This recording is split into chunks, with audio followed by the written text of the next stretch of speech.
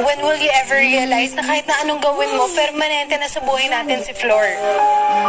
The sooner na matanggap mo yan, the sooner na maging okay na sa'yo ang lahat. At hindi na rin ako hihingi sa'yo ng sorry para kay Flor. Because I know that you're not gonna mean it.